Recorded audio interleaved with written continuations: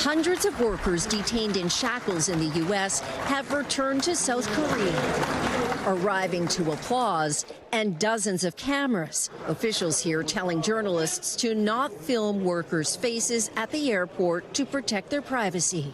But away from the terminal, where workers reunited with family. How good does it feel to be home? Very happy. Very happy.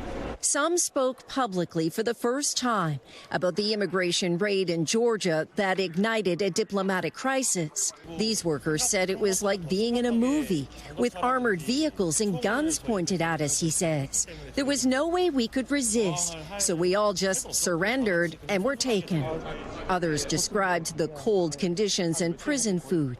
He says he's feeling, quote, nothing but joy to be home.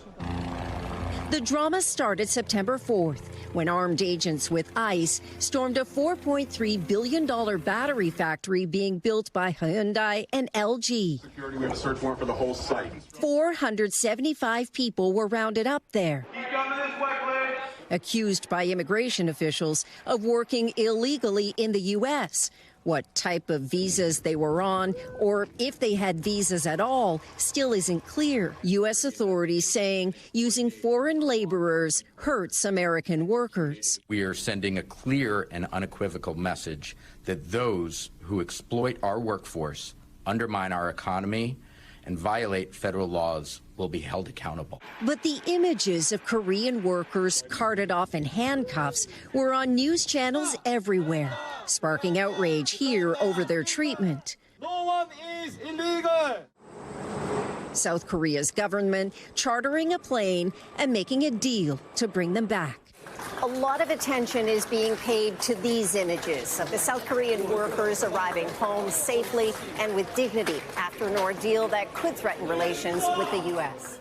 The raid has set off alarms at South Korea's biggest companies that are pouring hundreds of billions of dollars into U.S. manufacturing, the sort of foreign investment President Trump has demanded in trade talks. The problem is visas. Companies here often use short-term B-1s or B-2s or visa waiver programs to get skilled workers onto projects. Even South Korea's president said there needs to be a better system, or companies here might hesitate to gamble on the U.S. They're not there to take American jobs away, but semiconductors, electric batteries, there's not that much domain expertise in the U.S. right now. And for the Korean companies who invested a lot of money in the U.S., they need to send people there to execute on the business plan.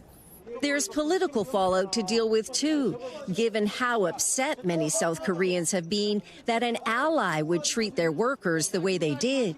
I felt like this wasn't something that would happen in the America we know, he says. Even if perceptions of America change here, she says, I'm not sure that would actually affect the United States. Already, LG has confirmed that the opening of that battery factory will be delayed 2 to 3 months. One challenge, convincing the technicians building it to go back.